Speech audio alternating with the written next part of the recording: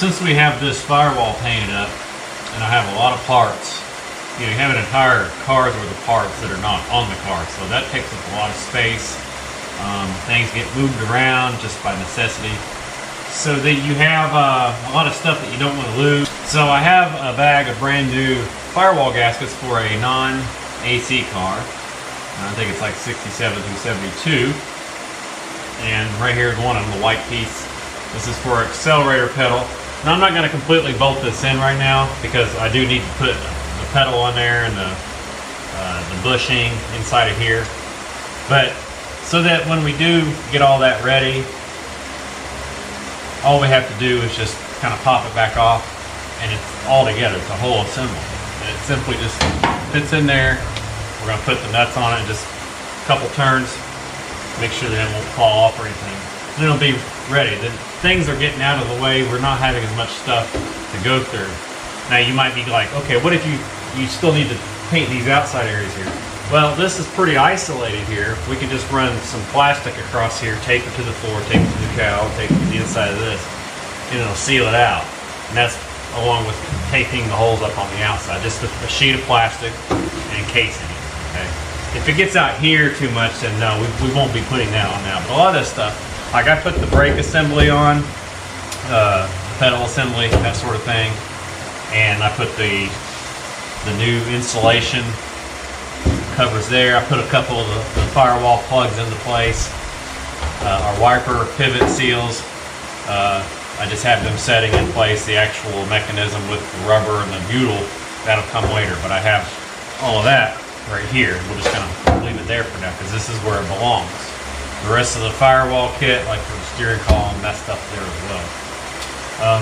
So it's just kind of a good way also to keep you motivated and realize what's going to happen soon, and that's assembly. And it also helps you see all this coming and taking shape, so that's not a bad thing. And especially when you have a very ambitious project like this, it really helps. And then as you step away from it and you get some downtime, it kind of gives you something to plan ahead for and think about, and it's really a fun way to take care of it.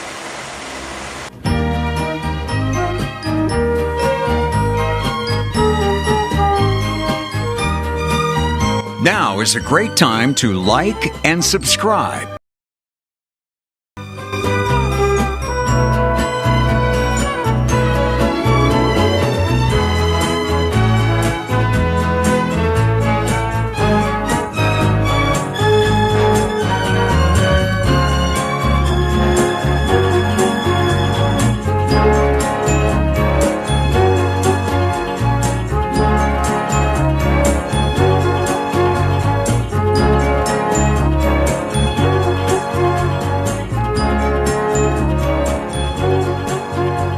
Alright, so as we're going through assembly, we have these areas painted like here. This is, I always call it just a weather strip rail. I don't usually see too many people discuss this. I mean, I think it's not that big of a deal. But it goes right here. There's holes down through here, and when the screws are in place, then your weather strip simply pops in there. Sometimes I use just a little bit of that Gorilla Snot glue that kind of holds it into place so it doesn't get pulled out.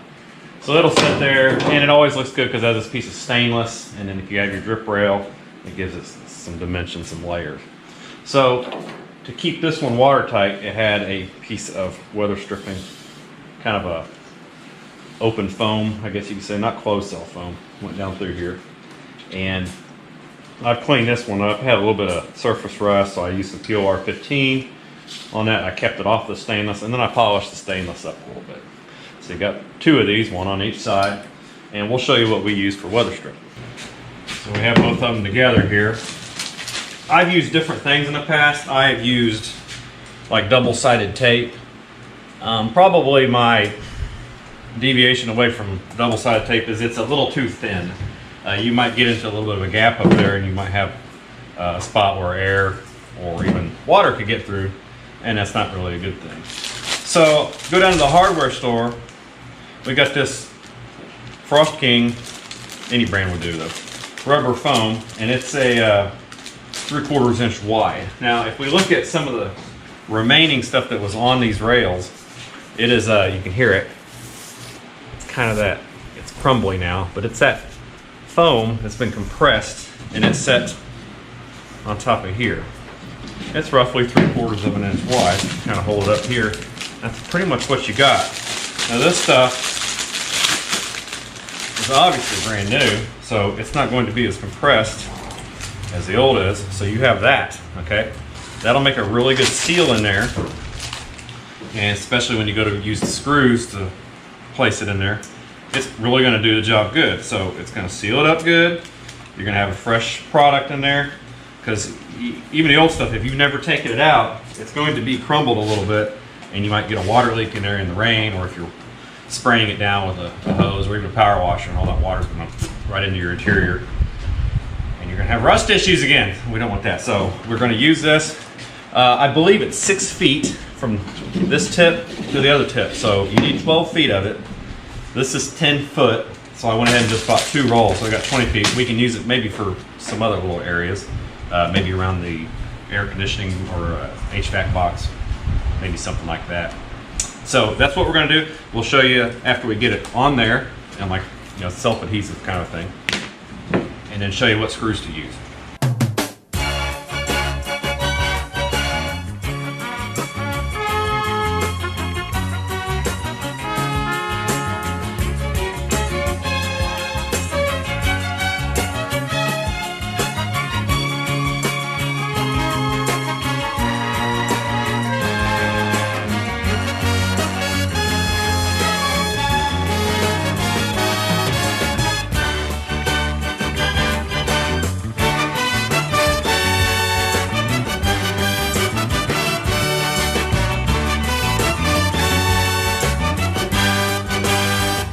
And when it comes to what screw you need to use, if you take them out, you're going to see these. They have a little bit of a shoulder on them, almost like a built-in washer that's part of the screw.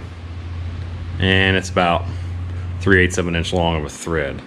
I always have a bunch of these because I've taken a few cars apart and I always take them out. Take the willow strip rails out in case you need another one, because sometimes they do end up busted. And I got a bunch of these screws, and you kind of know, because there's a lot of screws in one rail. So that's what you need right there.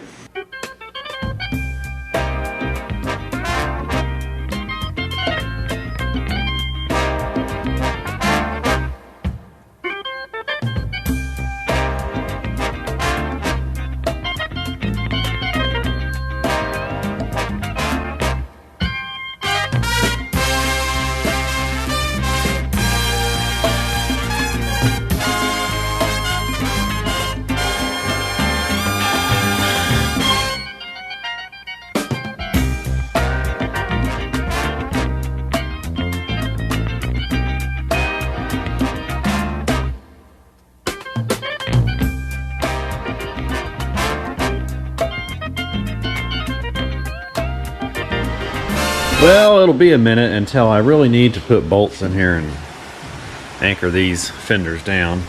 But I would like to get the hardware ready, and there's quite a bit of it. A lot of just little clips like this, slip clips or whatever you want to call those. Funnel clips, I've heard.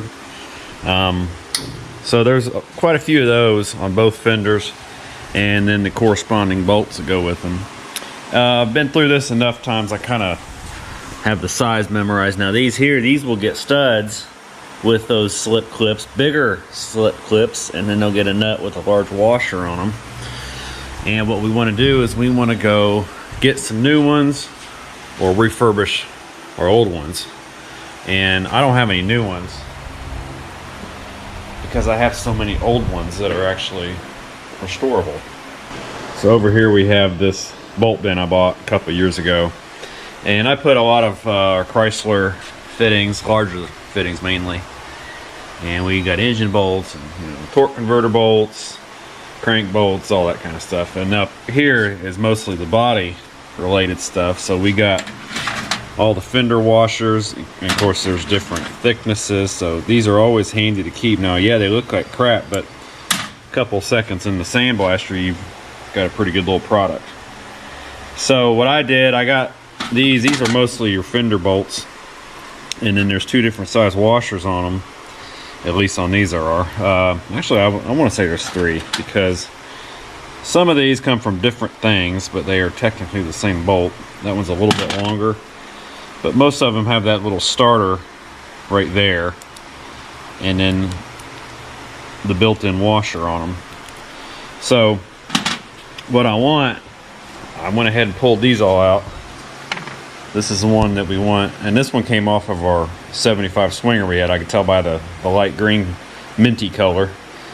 So we know along the top rail there's 6 of those. Down in the front, like of the radiator support, way up there, you've got 2 more, and they're identical. These are the 2 studs I spoke of with the nuts on them. They need cleaned up. These always get really bad because they get years and years of the tire throwing debris up on them, and they collect a lot of moisture and dirt. So just find you some that, you know, as anything, that got good thread on them. Some of them are rotted. You know, I just keep them for reference. Here's the larger slip clips. You can see in comparison to these, they're much more beefy. Those will go underneath there. And this nut here goes up right about there. It's right in front of the door hinges at the very top. Let me show you. Right there. If you got the door on, you take the slash panel out and it'd be right there.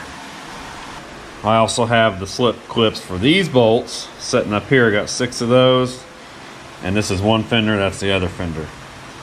Now this doesn't include like the splash shield hardware or the gusset hardware for that very bottom leg over to the bumper bracket. I don't have that. This is just for the basic fender.